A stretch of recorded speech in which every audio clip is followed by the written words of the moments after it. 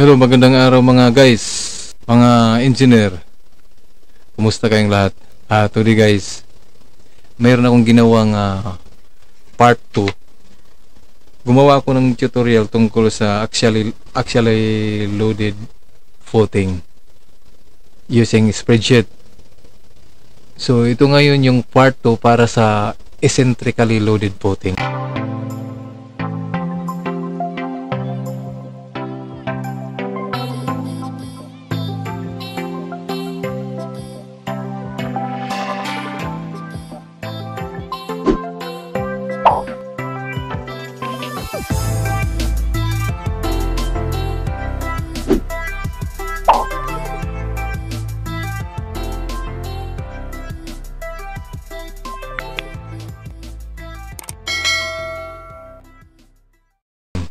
Design natin dito sa spreadsheet, then check din natin doon sa RCDC. So ito pa rin yung sample structure natin mga guys.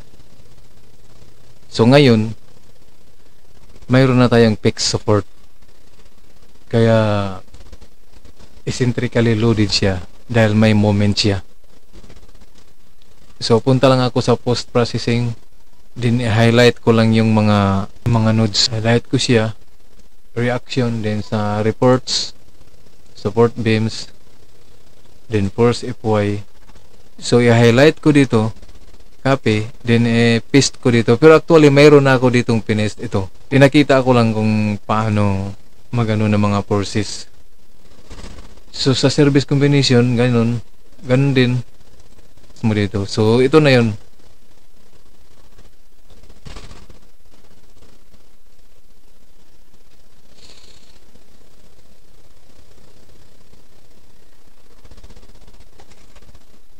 Dito settings, consider natin yung overboarding kasi may moment na tayo. So para ito makatulong sa check for sliding, yan, ito 0 lang yan. Concrete natin is 21 275 naman sa rebar. Tapos dito 70 mm sa corrosion distance. Ito mag-add tayo ng 33%. So, thickness ng footing i-control natin sa 500.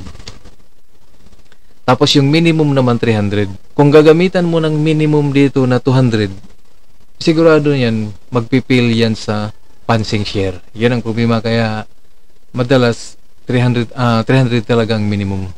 So dito gawin na natin 100 yung SBC natin. Tapos soil density 18.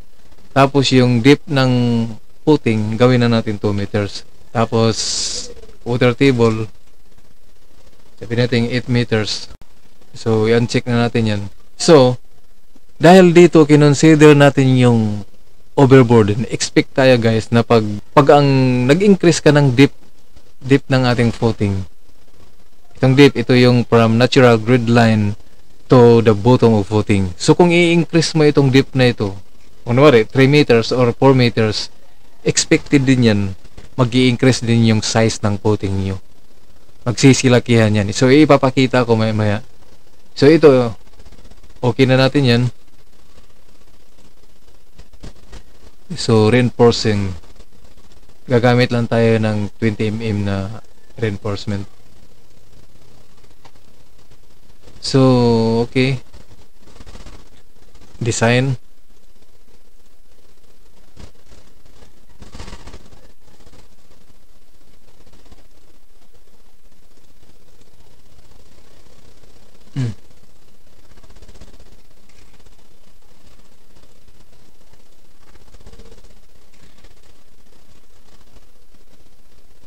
So ito yung footing natin. Kung mapapansin natin, medyo maluwag pa yan.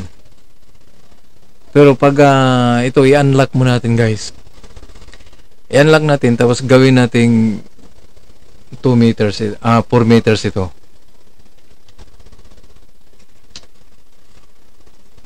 Pagka 4 meters, saka mo i-redesign. Kaya yun, naglampas-lampasan na yung footing. Halos nag-overlap na sila. Balik natin So, yun kasi ang hindi napapansin ng iba. Bakit daw malalaki yung yung puting nila samantalang residential lang naman ang ginagawa. So baka naka-check yung consider overburden tapos medyo malalim yung pounding depth nila. Kaya malalaki talagang dimension. So dito tayo ulit sa node 1018. So kung bubuksan natin dito, titingnan na natin yung result. Yung result naman dito, i-compare natin doon sa ginawa natin dito. Dito. Para mapabilis tayo, i-dire-diretso natin kung ano yung dimension na dito. Kagaya nito, ito 2.1 by 2.1 siya. Yun yung kay RCDC. So ito na rin ang gagamitin natin para mas mabilis. Titingnan natin kung ito bang pinili natin, yung ibang mga design parameters o yung result papareho dito. Kagaya nitong dead weight, dead load, yan, itong mga MX. So dapat hindi tayo lalayo dito kung tama yung spreadsheet natin na ginawa. Mag-umpisa tayo sa ito, determination of maximum soil pressure. Actually sa sizing na to para makuha mo yung size ng puting. So dito sa spreadsheet natin, lahat ng mga kulay dilaw na cell, yun ang lalagyan mo ng mga necessary information para makapag-design ka. Kaya nito, concrete, yun, basic yan kailangan talaga. Tapos ito yung sa column, kailangan din yan. Tapos corrosion distance, tapos kung ano ang depth ng puting. Doon sa RCDC kanina 2 meters. Mag-a-assume ka na ng thickness ng puting. Assume mo na siya minimum, provide mo na natin yung minimum, enter mo dito. So doon tayo sa service combination. Siyempre, pero kailangan malaki din ang moment niya. So kagaya nito, maximum force siya ang pinakalaki lahat, pinakamalaki. Tapos siya din ang may pinakamalaking moment. So ito ang pipiliin natin na load. So kung titingnan natin dito sa RCDC, ang pinili niyang load ay ganun din. Sabi niya critical analysis load is 35. So ito nga. So i-enter natin yung force dito. Ano yun? 270.969. Lagay mo lang dyan 270.969. Tapos MX.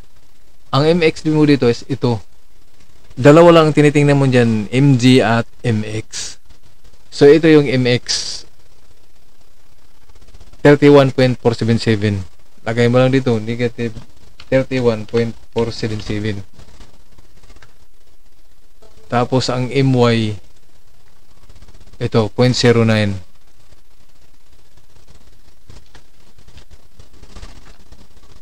So makikita mo kay 31.48.09. Yung negative sign baliwala yan kasi direction lang naman yan Kasi ang kukunin naman natin dito is Qmax. So lahat dito mga positive sign yan. So since hindi kagaya nung nakaraan actually loaded yun, ito eccentric na siya, mayroon na siyang ito MX and MG or actually MY. So magkakaroon ka ng, kasi mayroong eccentric na yan. So ganito ang mo, mayroon kang Qmax, mayroon ka ding Q minimum. Pero ito kasi may maximum, may minimum, kaya nagiging trapezoidal siya. Kaya nga mayroon kang ganitong equation. Qmax, ang pagdetermine ng Qmax is P over A, which is ang P dito ay ito plus MC over I along X, MC over I along along Y. Yung MC over I is equal to 6mx divided by BD squared. Or dito kasi, ang B dito is L, ito. Tapos yung D naman, yung width ng puting. Which is, ang ano kasi dyan, designation natin is ito. L, ito yung L, ito yung B. So pag i-substitute mo yan, since na nag-consider lang tayo ng 1 meter strip, L is equal to 1, and then B is anon. B ang hahanapin dito. Kaya pag i-substitute mo yan, ang kalalabasan ng equation niya is quadratic equation.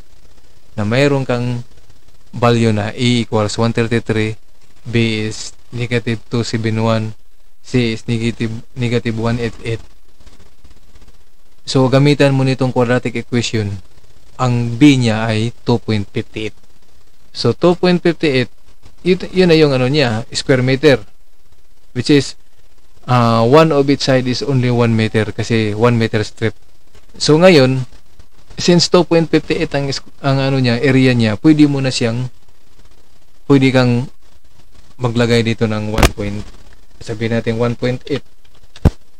Pero ang sinelect ni RCDC dito is 2.1 siya. Pero, yun nga, pwede kang mag-select ng 2.8. Pagka-select mo ng 1.8, mako-compute na agad yung self-weight. So, mako-compute mo na yung Qmax ngayon. Kaso, yung Qmax mo, 152 nga siya, which is greater than 133. Dapat hindi tayo lalampas dito. Kaya nga, ang initial na bigay niya is 1.6. Lampas nga yung Qmax, kaya magdadagdag tayo. Gawin natin 2 meters. Yun. 128. Piliin natin yung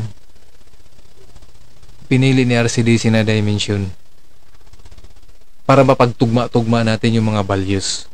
So, gamitin na natin 2.1. Tutularan natin yung kay RCDC.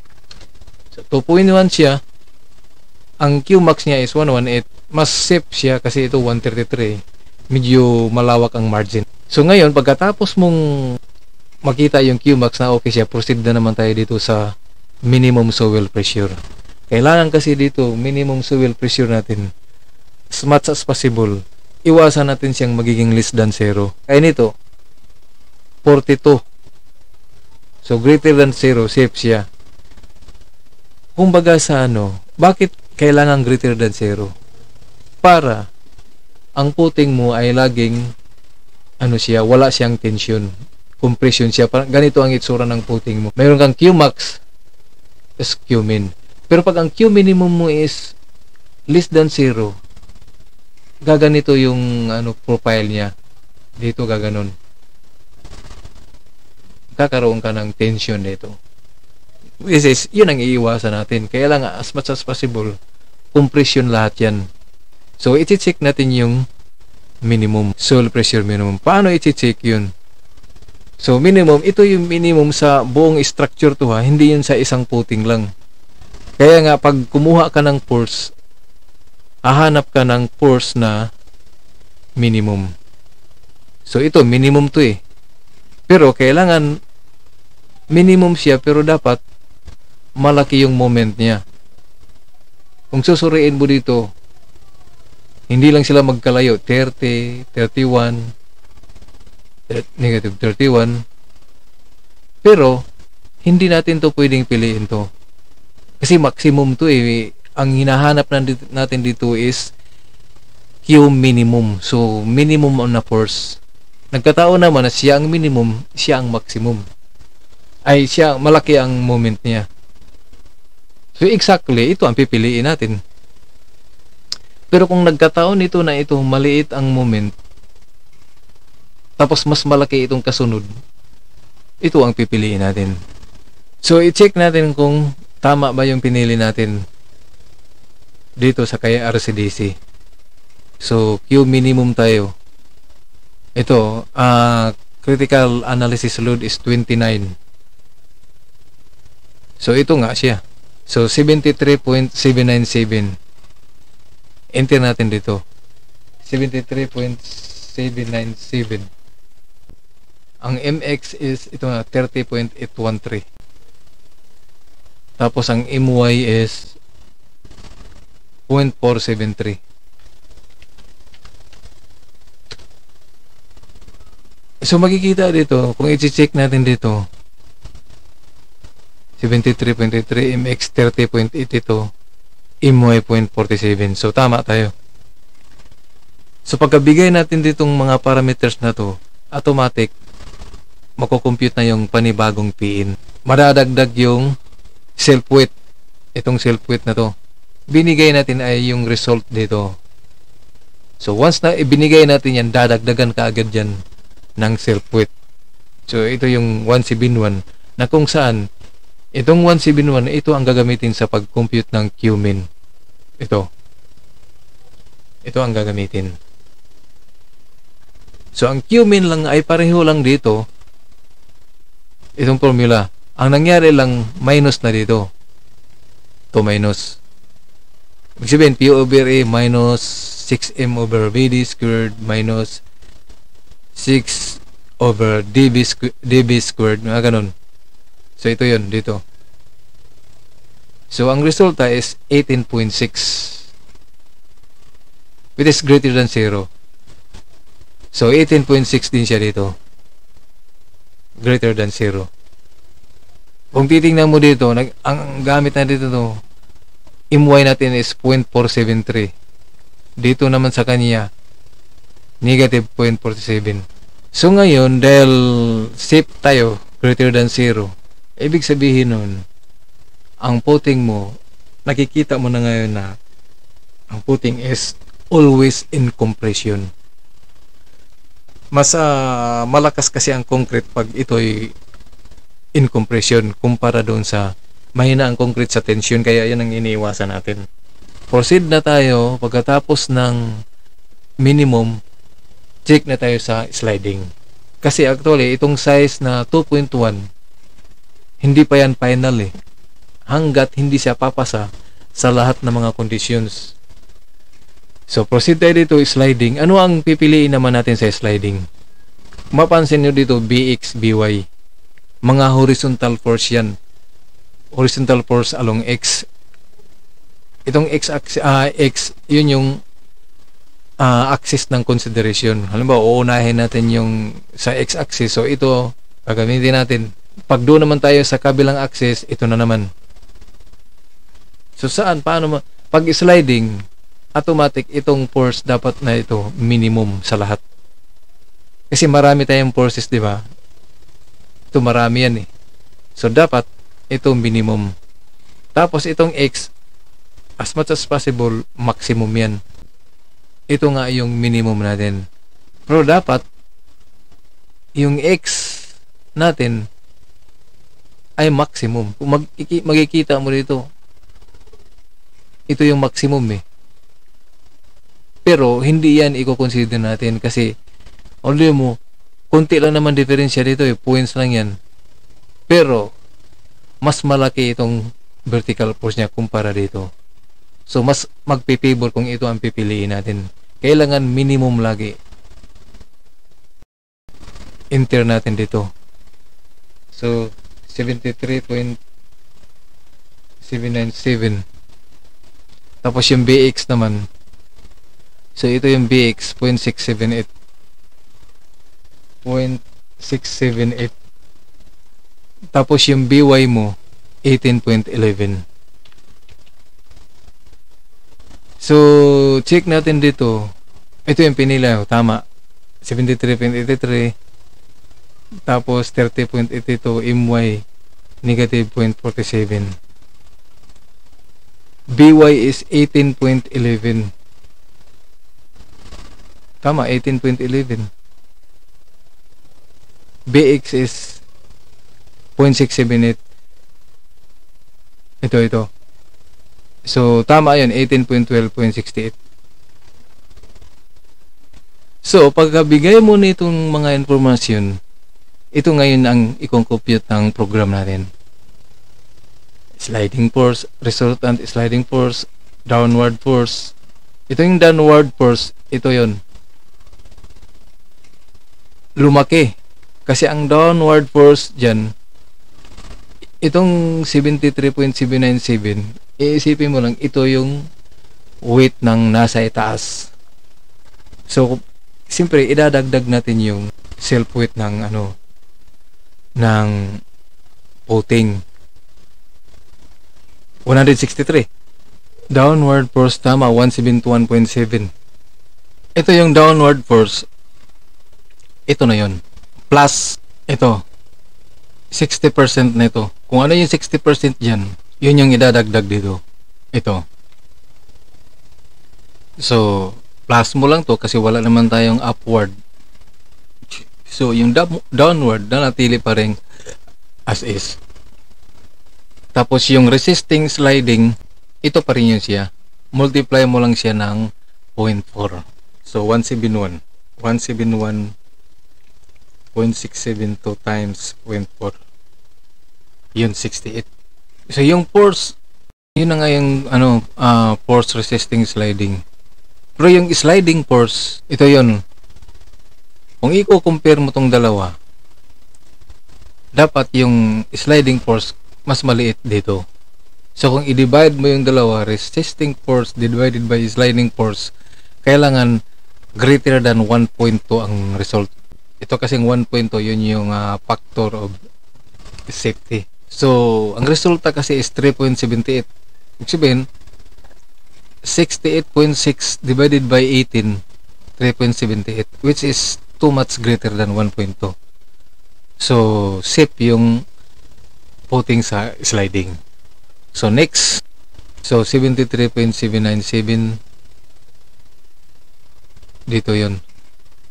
Type natin dito. 73.797.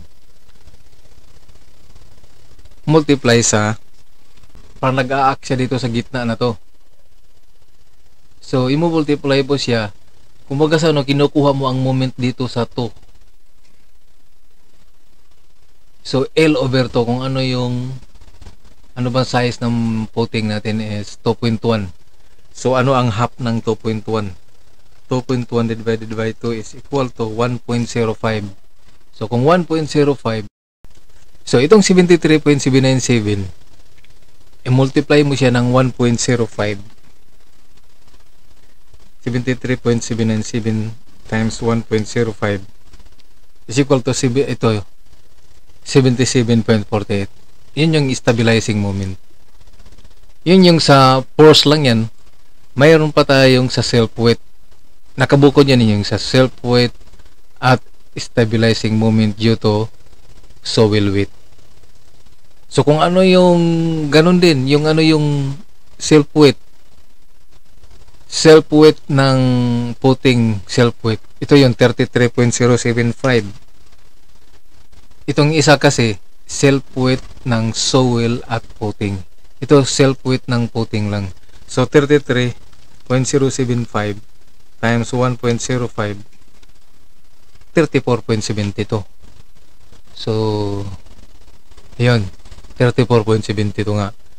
Dito naman kay RCDC, 34.72. Pareho lang. Yun nga yung sa soil, makikita mo dito, minus mo lang tong dalawa.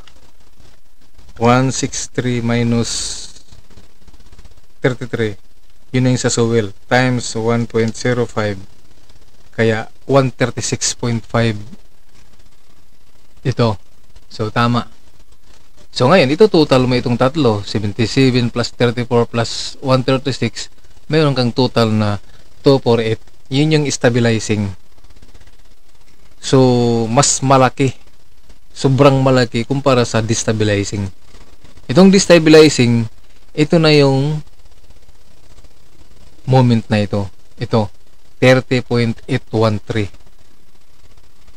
30.813, i-enter mo dito 30.813.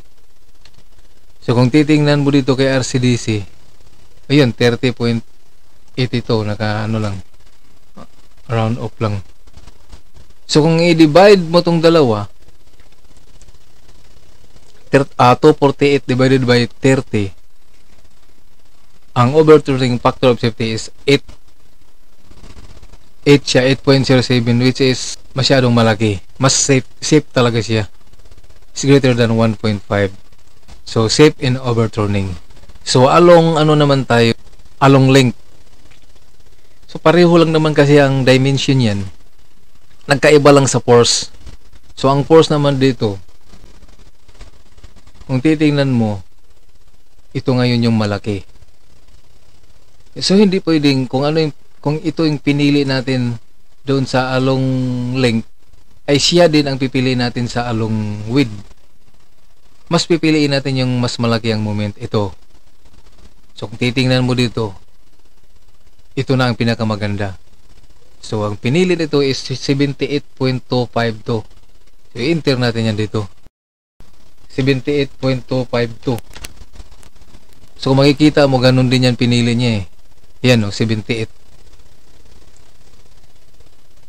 Tapos yung destabilizing is ito nga yung 27.117. So mas malaki to kumpara dito, kaya safe naman siya. So proceed na tayo sa bending design moment along L. So along L, ito along L. So ang mga kinukuha mong reinforcement dito, so ano ang pag-design ng reinforcement, doon ka na sa factor niyan. Kasi kaya na panay service combination tayo. Dito tayo pumipili halos lahat eh. Halos matapos na yung design, dito tayo nakakonsentrate. Pero pag design na sa reinforcement, dito na yun sa factor. So dito, hahanapin mo naman dito ang maximum force pero malaki ang moment. So alin dito? Ito, malaki to eh. So itong pangalawa, hindi laging nasa itaas. Kailangan maximum ang force niya at maximum din ang moment. Kaso maliit lang yung moment eh. Kaya hindi tayo dito pwede. Sa pangalawa, ang makikita mo 44. Maximum siya, eksakto. Kaya ito yung the best na pipiliin. Yung 303.219. I-enter natin dito. 303.219. Before that, check natin kung yun nga ang pinili naman ni RCDC. So design tayo dito. So kita mo 303.34. So andito na yung momento. So 303.219, ang moment is MX is 44.221. MX is negative 44.221. Tapos ang MUY is ito 0.05. So automatic niyan, pagka-enter mo dito niyan, mayroon na agad siyang computation. Itong Qmax na to, siya yung magsisilbing pang force na acting dito, since reinforcement na ang kinukuha natin dito. So 97.4, dalawa yan eh, QU minimum, Qmax. Saan yan malalagay? 97.4 ay dito yan, at dito yung isa. Ngayon kukunin natin yung meron siyang computation. Decide ka kung anong bar ang gagamitin mo. I-enter mo dito siya. Pwede mong gawin 25 or 16 mm, nasa sayo. Pero dito 20 mm ang ginagamit natin. Automatic mayroon ka ng D. Yun yung sa puting, from top ng puting papunta ng center line ng bar mo, which is dapat ang thickness 300 mm minus covering na 70. So 230 minus 10, half ng 20 mm, 220. So that's why yung D natin dito is 220. Magagamit kasi ito, importante din kasi ito eh. Tapos mako-compute na dito yung moment. Pagka-compute mo ng moment, mako-compute na yung RU, GB na yung beta, mayroon kang formula dito na row balance, makukuha na yung row, which is dapat ang row natin dyan is in between raw minimum and raw max. So, in between dito sa minimum and raw max, yun yung dapat ano mo, raw. Pero less than raw minimum siya, pwede mong yung raw minimum ang gamitin. Pwede ring mas malaki sa raw minimum, nasa sayo. 0.006. Yan. 0.006 ang gagamitin ko. Kagad-agad makompute na niya ang area ng reinforcement. Na kung saan ang number of rebars niya is 8.8. So round off natin gamitin ng 9. So mayroon akong 9 numbers. Si RCDC naman niya dito 8 lang sa kanya. Siguro raw minimum ang gamit niya. So 8 lang siya. Pwede naman kung raw minimum talaga, sabi natin 0.005091. Yun yung raw minimum natin. Enter. So nakikita mo 7.4. Round off natin 8 lang yan. So pareho lang tayo sa kanya. So sa 8 na bars, ang total provided na area is 2513. Kung ganun din sa kanya, 2513.28. So, tama yung ano natin. Pareho lang tayo ng result. So, ganun din yun sa pare-pareho lang naman yan. Pero ang ano kasi dito, ituloy natin kasi magkaiba yung force dyan eh. Pag along B naman, so dito na yun, along B tayo. Ang reverse naman na dyan, nakapatong na doon. So mag-iiba na yung D dapat yan. Pero ang D dyan, ma-minus na siya doon. Halimbawa 220 ito, 220. So mayroon kang pinatong ulit na bars. Minus mo siya ulit ng ano. So dapat ang D natin dito sa pag nag-compute tayo ng reinforcement dito is 200. So yun yung gagamitin dito. Select mo na tayo dito. So ito ang pipiliin natin. 296.943. 296.943. Sa kanya along dito.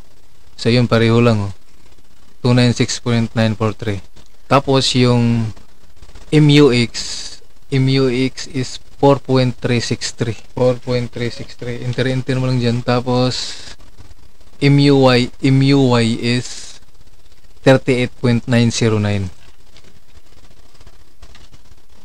So ngayon, mayroon ka ng QU na kung saan magagamit yan sa pag-compute. So ang magiging moment mo is 70.2. 70.2 sa kanya dito ang moment tama 70.23. Yung SPU, yun yung QU 92.57 sa atin. Yan o, 92.54. So back to ano, compute niya ang raw. Titingnan mo raw minimum pa rin siya. Kaya raw minimum is 8 bars lang din. Yun. So ngayon nahuli yung one way shear check natin. Along L muna tayo. So along L 303.34. So along L dapat ito ang malaki. So ito nga 303. Sa atin kasi ito 303.219. Type natin dito 303.219. Tapos yung MUX nya 44.221. 44.221. Sa kanya yun nga 44.221. Tapos ang MUY is 0.05. So along L tayo, ang D effective 220. So makikita mo yan, ito D effective equal lang to sa ano yung kanina, yung 300 minus covering na 70 to 30 minus reinforcement na 20, half noon 220. So mayroon ka makikita na yung QU Tapos bio, ano mo na yung bio is QU times area. Masyadong conservative nga ito yung kay RCDC kasi ang QU na ginamit niya pag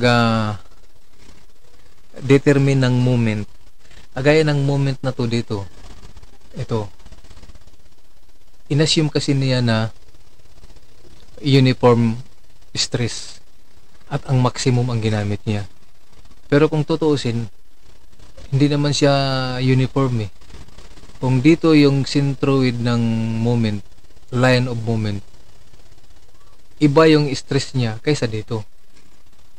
Makukuha mo siya kapag i-ratio ang proportion mo. Pero ang ginamit ni RCDC, itong Qmax. Mag-manual calculation para makukuha mo yung gusto mo. Kasi dito, maximize ka agad niya. Qmax ang ginamit ni RCDC. Kung nandito yung moment mo, dapat yung stress lang dito na gamitin. Kasi magkaiba yung Qmax, Q minimum. Mayroong ano yan. Tapos, bio. Kagaya nitong bio. Yung dinidetect dito is yung dito na stress. Pero ang ginamit ni RC dito is yung 97.4 na Qmax. Na dapat i-check natin yung stress dito. Makukuha natin yun by ratio and proportion. Makukuha natin yan. Yun ang dapat gagamitin dito sa pag-determine ng QU. Bio. Bio is equal to QU times area. So, ang area nito is ito yung area nito. Ito sa moment to eh. Mayroon lang portion dito. Yun ang magagamit para sa shear check. So, sa computation dito, safe siya. So, loads transfer sa computation, safe din. Itong A1 kasi is equal to area ng column natin. Which is ang dimension ng column natin is 400 by 400.